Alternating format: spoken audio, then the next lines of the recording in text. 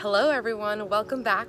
My name is Divya and this is the second installment in my gentle yoga series. Today's class will focus on hip openers. We'll move through a series of standing and seated as well as reclined postures that will help you open up your hips, find a release of tension, and start moving into some flexibility as well.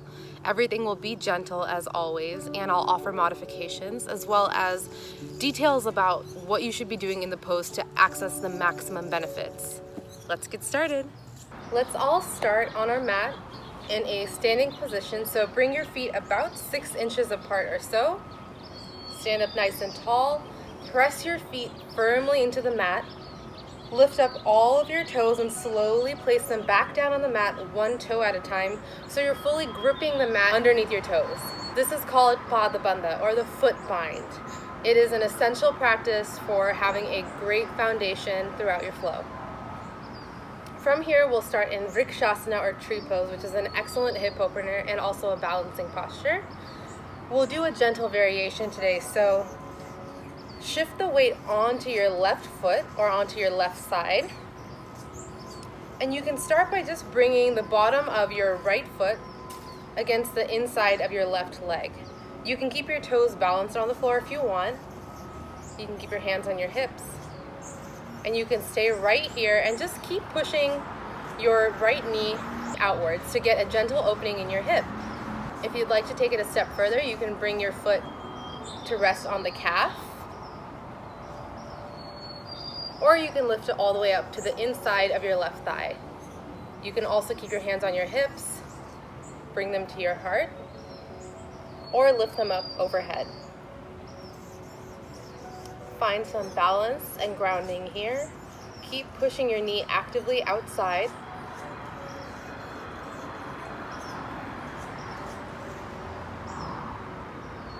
And then gently release the hands from wherever they are and release the foot back down to the mat, and we'll do this again on the left. This time shift your weight onto your right side. We'll start down here, so just tip your left foot to rest your heel on the inside of your right leg this time. And keep working your left knee, pushing it outwards. You can take it a step further, bringing it onto your calf. Just be sure to never rest it directly on the knee joint. It should always be below, or it can come up above.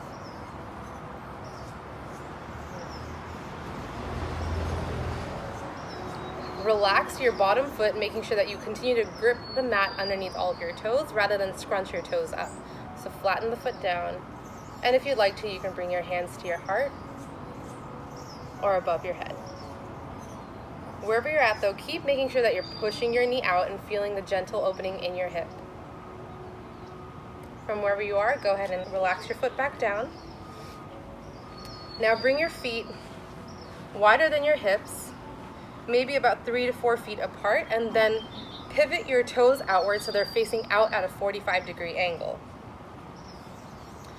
From here, we're going to come into Utkatta Konasana, which is fierce angle pose, also known as goddess pose. Once your feet are angled out about 45 degrees, gently start to lower your hips down. The goal is to get them towards being parallel with your knees or on the same height as your knees, but you do not need to go down that far. You can stay up here. Actively push your knees outward rather than letting them drop in. This is very important. Sit up nice and tall. Make sure you don't lean too forward. You can keep your hands on your hips, or you can reach your hands out to the sides and then bend them up at the elbows, like so. And hold here. Breathe in, lengthening the spine, sitting nice and tall, and as you exhale, sink a little bit deeper, push the knees out, feel an opening in the hips.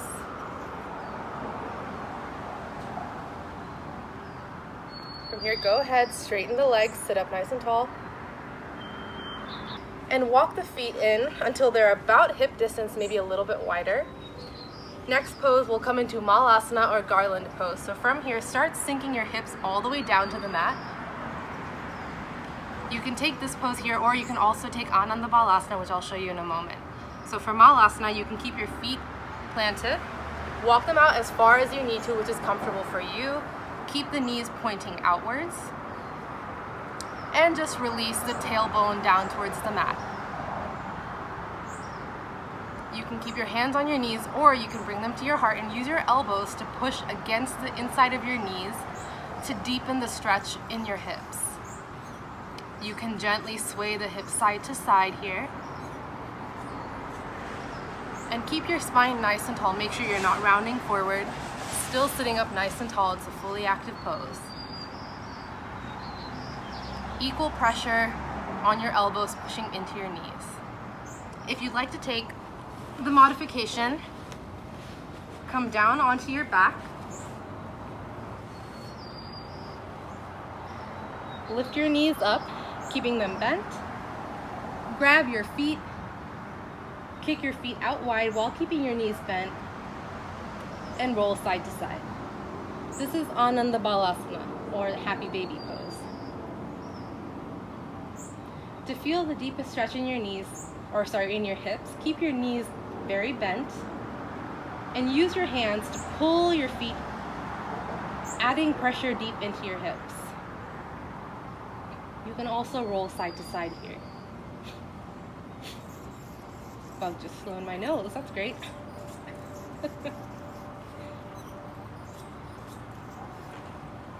Whether you're in Malasana or Ananda Balasana, now come down to a seat, easy pose, Sukhasana.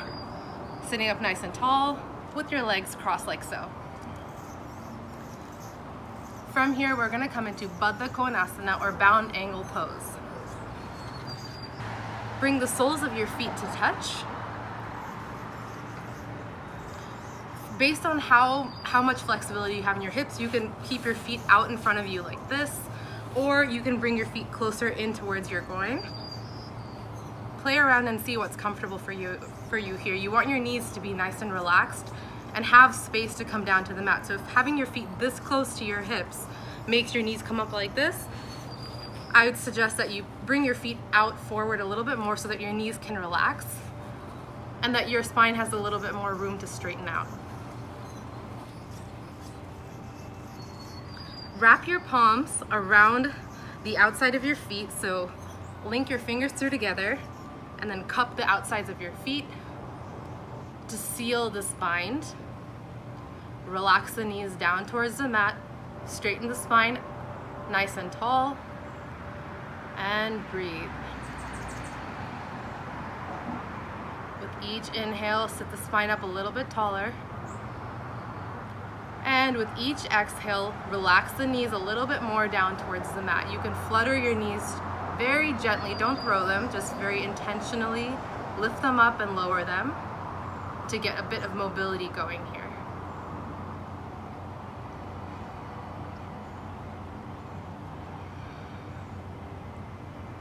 Next, we'll move into Agni Stambhasana, or Firelog Pose. So unbind your feet, bring one shin parallel to the front of your mat, pick up your other leg, and lay the shin directly across the shin that's underneath.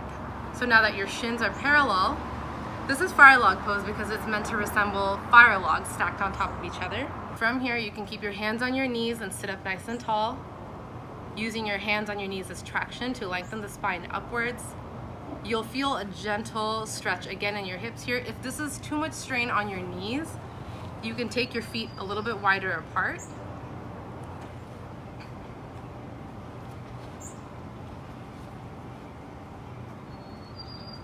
And then go ahead and swap the feet so that the leg that was on top before now goes underneath to stretch the other side of the hip. And also avoid feeling your knee coming up. If your knee is coming up, that's a sign that your hips might be a little bit uncomfortable in this position. You can go ahead and open your feet up a bit more.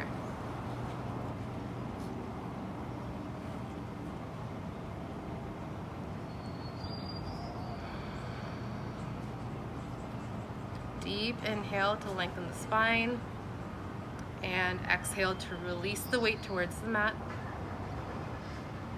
For the next pose will be Upavista Konasana, wide-legged seated forward fold. So bring your feet out as wide as is comfortable for you. Key detail here, make sure that your toes are flexed, that your whole foot is flexed and your toes are pointing back towards you to keep your feet active. And you can bring your feet out as wide as is comfortable for you, so you can bring them out as wide as the mat or keep them right here. Play around and see what feels comfortable for you. Straighten your spine nice and long. It's always important to have a fully open and relaxed spine so that you're not ever hunched forward and posed to harm yourself. So sit up nice and tall, and then as you exhale, start reaching your fingertips forward, keeping your spine straight.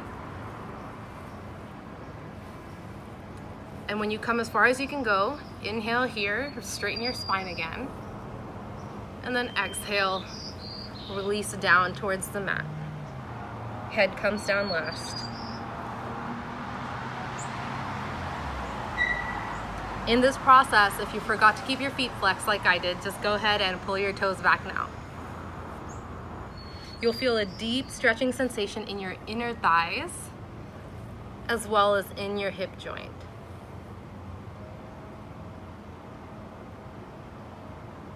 Hold this posture for one more breath.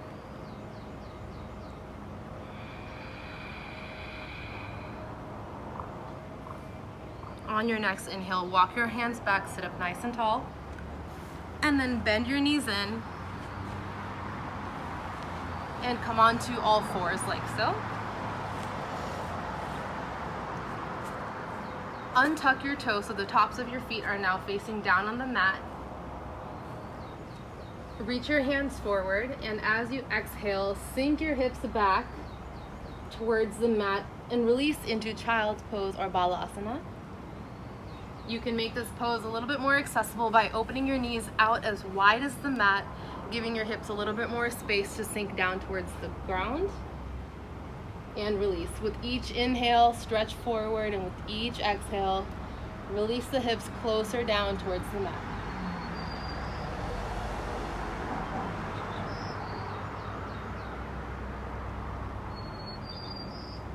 One more breath, inhale, and exhale to release.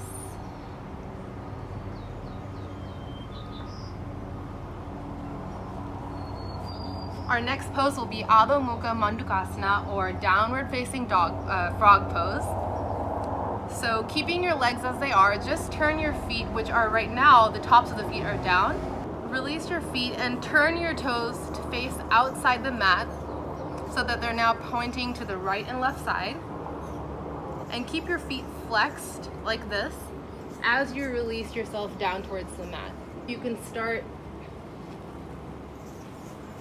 coming forward onto your forearms. If you'd like, you can start opening your knees out even wider, keeping your feet flexed and feeling an opening on the inside of your hips near the groin.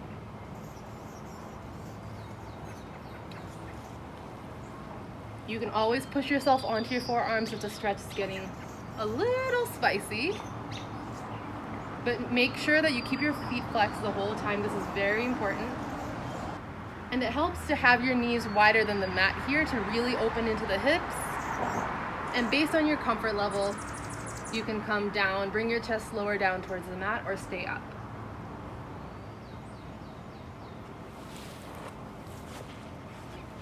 From here, walk the knees in, coming back to tabletop.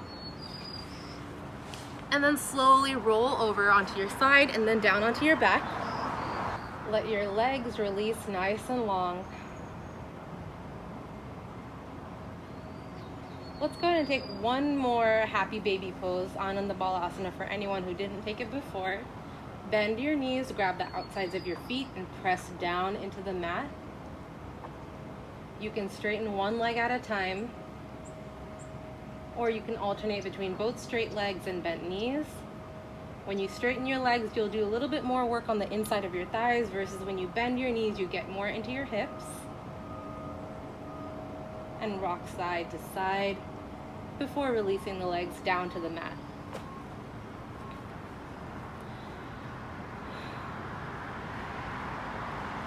Inhale, bend your left knee, bringing it into the chest and cupping your fingers around the knee.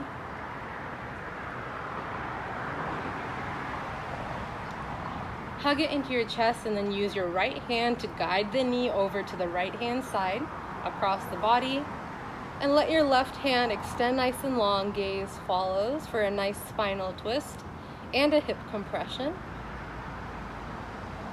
With each exhale, allow yourself to gently fall further towards the ground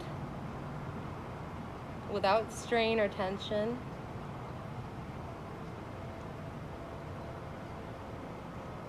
Inhale to expand the chest, feel opening. And exhale to ground even closer towards the earth. On your inhale, bring your knee back into your chest, give it a squeeze and then release it. Now inhale, bend your right knee, squeeze it into the chest using your hands. And as you exhale, use your left hand to guide the knee over to the left hand side. Right hand extends long and gaze follows.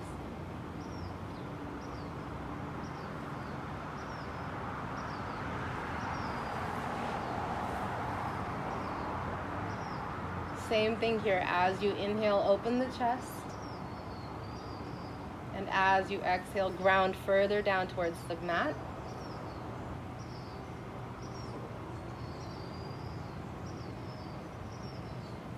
Now inhale, come back to center, hug both knees into the chest. You can stay right here, or you can encircle your elbows and squeeze all the way in.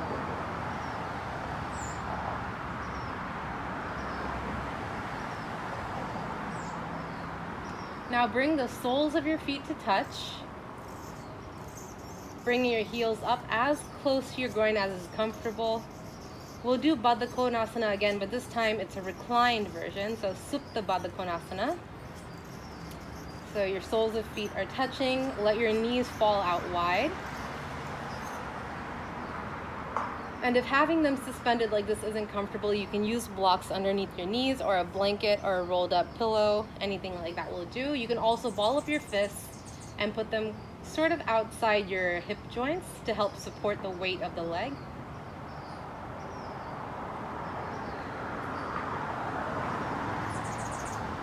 And this will be our final resting posture here.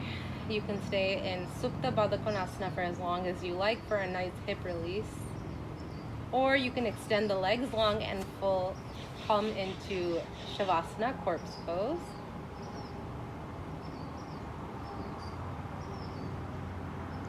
I invite you to stay here as long as you would like, as long as you need. When you're ready, roll onto your side. And then push yourself up to sit. Thank you for joining class today. I hope that these hip openers will help you feel a little bit more flexibility and mobility. And join me again here for our next class in the Gentle Yoga series.